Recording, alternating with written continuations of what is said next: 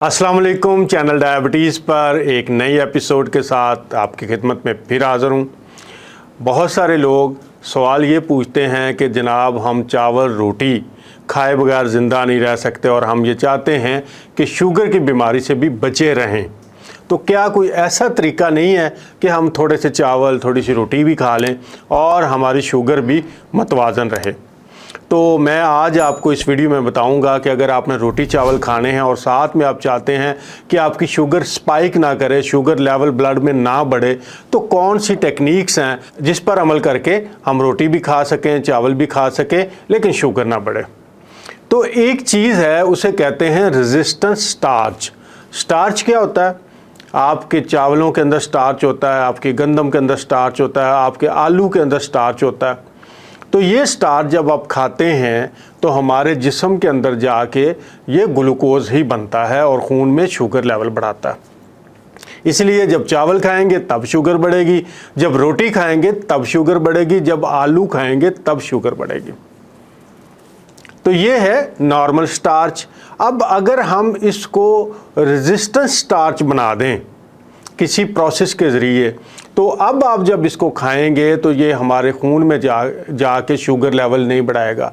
उसकी वजह ये है कि ये वो स्टार्च है जो फाइबर की तरह हो जाता है। जैसे इसबगोल का छिलका फाइबर है, जैसे और बहुत सारी चीज़ों के अंदर फाइबर होता है, तो वो होता तो कार्बोहाइड्रेट ही है, लेकिन वो हज़म नहीं होता और वो आपके जिस्म से बाहर निकल जाता है। वो आपके जिस्म में जो बैक्टीरिया होता है उसे उसकी ये खुराक बनता है, हमारी छोटी आंत में भी, हमारी बड़ी आंत में भी। तो आलू को और चावल को अगर आप खाना चाहते हैं तो इस नॉर्मल स्टार्च को रेजिस्टेंट स्टार्च में कन्वर्ट कर देना चाहिए। तो फिर जब आप इनको खाते हैं तो ये तकरीबन 70% तक हज़म नहीं होता, यानी खून में शुगर नहीं बढ़ाता और वैसे ही जिस्म से निकल जाता है और आपका जो रोटी चावल खाने का क्रेविंग है वो पूरी हो जाती है। अब ये आलू के साथ भी ये काम किया जा सकता है, चावल के साथ भी ये काम किया जा सकता है। तो करना कैसे है? तो करना आपने ये है कि चावल पकाने हैं या आलू बॉयल करने हैं। अब इनको जैसे ही आपने इनको पका लिया, पकाने के फ़ौरन बाद इनको फ्रिज में रख दें। यानी ये जैसे ही पके, ये गर्म थे, इनको फ़ौरन आपने ठंडा करना, फ्रिज में रख के, बाहर ठंडा नहीं हमने करना। और इसके बाद ये होगा कि जब आप फ़ौरन पका के, फ़ौरन कुकिंग करके इस चीज़ को फ्रिज में रख के ठंडा करते हैं तो इसके अंदर जो मौजूद स्टार्च होता है वो रेजिस्टेंस स्टार्च में कन्वर्ट हो जाता है। यानी अब वो आपकी छोटी आंत से खून के अंदर जाके शुगर नहीं बढ़ा पाएगा। अब जब वो ठंडे हो जाएं, अब दोबारा आप इन्हें गर्म करें और गर्म करके आप इन्हें खा सकते हैं। तो इससे बहुत हद तक शुगर लेवल आपका कम बढ़ेगा और आपको प्रॉब्लम नहीं होगी। अब दोबारा फिर इनको जब आप ठंडे कर दें, एक दफ़ा आपने गर्म कर लिया, फिर इसको वापस फ्रिज में रख दें और फिर जब आप इसको गर्म करेंगे तो ये मज़ीद रेजिस्टेंट स्टार्च बन जाएगा। तो इस तरीके से आलू के साथ आप कर सकते हैं, चावलों के साथ आप कर सकते हैं और इसके साथ साथ आप पास्ता वगैरह भी इसी तरीके से फ़ौरन पकाएं, फिर ठंडा करें, फिर बाद में ठंडा जो अच्छा खासा ठंडा हो जाए फिर गर्म करके खा सकते हैं। एक तो ये तरीका है।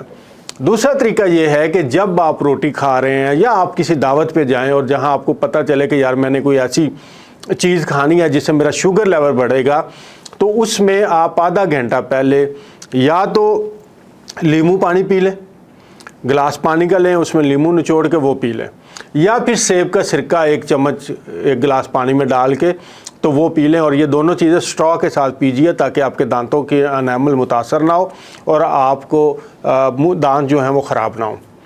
इसके पीने से ये होता है कि जो हमारे लुआब के अंदर एंजाइम है जो ग्लूकोज को ब्रेक डाउन करता है, तोड़ता है कार्बोहाइड्रेट को ग्लूकोज को बनाने के लिए, वो रुक जाता है। तो आपके जिस्म में एक तो फौरी तौर पे जो आपने खाया और वो तेज़ी के साथ खून में जाके शुगर बढ़ाता है, ये अमल सुस्त हो जाता है।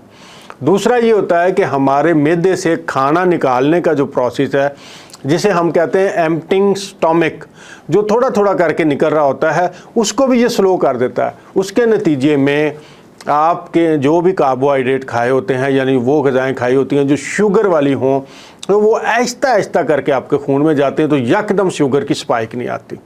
अच्छा, तीसरा तरीका ये है कि आप पोर्शन साइज़ में चले जाएं। यानी प्लेट के अंदर आपने जो खाना डालना है उसका पोर्शन बना लें कि कितना खाना प्लेट के अंदर कौन सा वाला डालना है। तो 50% यानी आधी प्लेट आपकी भरी हुई होनी चाहिए सलाद के साथ, कच्चे सलाद के साथ। खीरा है, टमाटर है, बंद गोभी है, सब्ज़ धनिया है, पुदीना है, इस तरह की चीज़ों के साथ, शिमला मिर्च है। और जो उसका बाकी 50% है उसमें 25% जो है वो सालन होना चाहिए। दाल का सालन हो सकता है, सब्ज़ी का सालन हो सकता है, या फिर गोश्त का सालन हो सकता है। और जो बाकी 25% बचे वो आपके चावल या रोटी हो सकते हैं। और चावल अगर तो आपने उसको फ्रिज वाला वो प्रोसेस करवाया हुआ है तो फिर तो बड़े ही शानदार हैं, बिल्कुल ही पता नहीं चलेगा कि आपने कुछ ऐसी चीज़ खाई है जिससे शुगर बढ़ेगा। रोटी के मामले में अलबत्ता आप ये समझें कि अगर आप प्लेट के अंदर रोटी रखें तो उसका चौथा हिस्सा काट के आपने 25% काट लेना है। ये नहीं है कि आपने आधा सैलेड डाल लिया है, सालन डाल लिया और साथ 2 रोटियां भी उसके अंदर रख ली हैं। 25% का मतलब यह है कि प्लेट में रोटी रखें और उसको काटें और उसका चौथा हिस्सा, जिसे पंजाबी में कहते हैं चप्पा रोटी, वो आपने खानी है। और अगर आपका दिल करे कि रोटी मैंने और खानी है तो पहले सैलेड और खाएं, वही आधी प्लेट सैलेड खाएं, सालन खाएं, फिर आप रोटी की तरफ आएँ। तो ये तरतीब आपने रखनी है कि सैलेड की क्वांटिटी ज़्यादा, फिर सालन, फिर रोटी, और आगाज़ आपने खाने का हमेशा सलाद के साथ करना है। सलाद पहले खाएंगे, फिर सालन खाएंगे, एंड पे रोटी या चावल खाएंगे, तो इससे भी आपका शुगर लेवल कम बढ़ेगा। इसके अलावा अगर किसी चीज़ के अंदर कार्बोहाइड्रेट ज़्यादा है, वैसे खजूर खाने को दिल करता है आपका, तो खजूर खाएंगे तो उसमें शुगर का कंटेंट ज़्यादा है। लेकिन अगर आप 10 ग्राम की खजूर के साथ 10 ग्राम मक्खन डाल देंगे तो फैट का कंटेंट बढ़ जाएगा। तो अब आप खजूर खाएंगे तो खजूर आपकी शुगर लेवल में स्पाइक नहीं करेगी।